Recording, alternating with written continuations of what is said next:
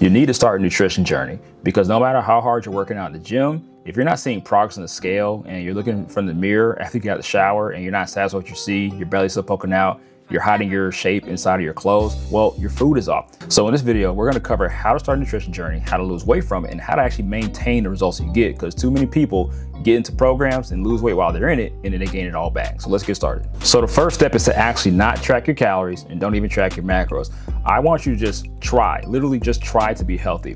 And trying means, hey, I got it for breakfast, I ate a healthy breakfast, but maybe you messed up the rest of the day. That's okay, you still tried. The thing I want you to do here is start giving the effort to start improving your nutrition, all right? We're gonna do this for about 2 to 4 weeks just to establish a baseline. Now, while you are trying, I do want you to take pictures. Now, if you wanna just write in a notepad what you had, that's fine too. I wouldn't recommend MyFitnessPal because again, we want to start this nutrition journey and actually be successful. So adding in too many steps in order for you to take this first step will make you quit in the first place. We want you to be successful long-term. So do this for 2 to 4 weeks. Now, after that 2 to 4 week time period, we now want to actually be more intentionally healthy for like 80% plus the day. And what this means is we need to be intentionally choosing the foods that we're eating, but we also need to be journaling how this food is making us feel. We're still not at the point where we're tracking calories and macros. We're just taking note of how this food is actually making us feel. We're gonna do this for up to about 6 weeks. And during those 6 weeks, you can use a journal. Pen and paper is probably the easiest thing. And I literally just want you to log how things are making you feel. So I'll give you an example. Things I noticed when I started my nutrition journey about 7 years ago, I was really intentionally diving into nutrition. This is also when I became certified as a nutrition coach. I noticed that too much sugar actually gave me body acne as well as acne in my face. My hair got patchy. Now, save for the fact I started balding way before this. This is just purely genetics. I didn't get the good gene. However, I noticed that things were changing around my body. I would have the runs with certain food and things like that, but you just want to take notice of these things because again, you don't even know that you're sick. You don't even know that you're eating unhealthy until you start intentionally realizing how healthier choices is actually improving your body. And one thing about nutrition journey that was super game changer for me was realizing how it's affecting my sleep. Now, sleep is like probably number 1, and it's not even close to number 2. That's the most important step for anybody who wants to lose fat, maintain weight, or get to their ideal body goal. You have to have sleep. I was having nightmares, waking up with cold sweats. I wake up the next morning, my stomach is bloated. I'd have to go number 1, 2, and 3 midday, all because I was eating late. So you really need to dive in to how the food is making you feel. Journal about that stuff. Take this step very seriously. Now, if you need options on how you can go about this process and eat healthier, I have a full free guide on Body Recomp. Just comment lean below this video and I'll link you to it. Now that you started your nutrition journey, it's time to add exercise into the mix. On top of that, we're gonna be tracking our calories, not the macros, just the calories. We're gonna be taking bi-weekly progress photos. We're also gonna be weighing in every single day. Now, the reason we are gonna weigh in every single day on top of all those other things is we wanna see how the food we're eating right now is affecting our weigh-ins. There's 2 things that can happen here. 1, 2 weeks go by, you weigh in every day, you're eating intentionally healthier, you're tracking your calories. I haven't set a calorie goal just yet, but you're tracking your calories. Let's say you're losing a pound a week on average if we take that 7-day average of those weigh-ins. By the way, make sure you're weighing in the morning. If that's working, then hey, keep it going. You don't have to change anything. But the moment that stops, that's when we have to reassess and make a little bit of changes. Now, these changes are gonna be super duper simple. 1 pound per week is a realistic way for you to lose weight. You can go harder than that, but that's when you start cutting into like lifestyle. You're telling your friends no, you gotta tell your boo thing, hey, we can't go on a date this time. Now y'all broke up because you're trying to lose fat, right? But you wanna reassess and make it really simple. So like every two weeks or so, if you're noticing a slowdown, then make small adjustments. Add a little bit more movement, maybe extra 500 to 1,000 steps a day, or maybe 5-10 more minutes on your cardio session. Or just reduce like 100 to 200 calories, and that's it.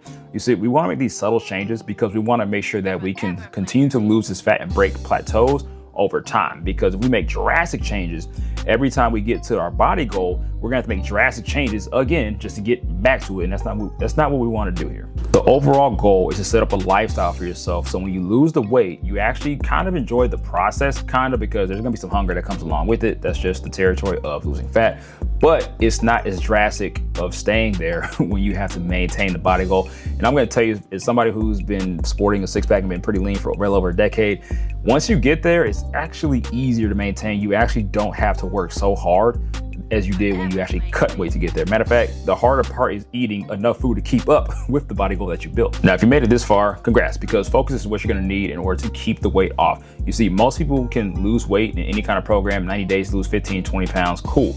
But Keeping it off, that's where everybody tends to fall off. And that's why people are, oh, I got to start over again. If y'all look at your Instagram stories, you see people saying day one. It's like, wasn't it day one like 2 months ago? They keep falling off because they don't know this secret right here. You need to recognize what season of fitness you are in. So right now, the holidays are coming up and I have a plan of action. This is what I like to do.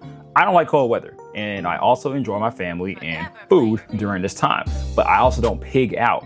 However, I also give myself a lot of grace. That sounds like a lot, right? Well, it's a lot going on when you're going about your fitness journey and the holidays come up and you're traveling as family, friends, and food, and you continue to fall off. So if you don't want to fall off anymore, set a rough plan of what you need to do.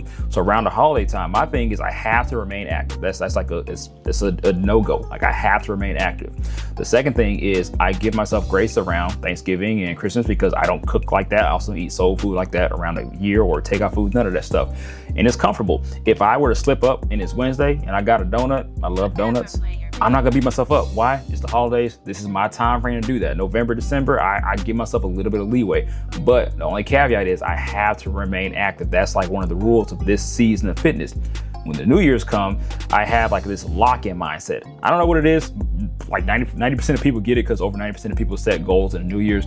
I'm in at 90% and I like to just feed off that motivation. It just feels like motivation's in the air. So like from January 1 all the way to like Memorial Day, I'm like super dialed in, super excited, super locked in.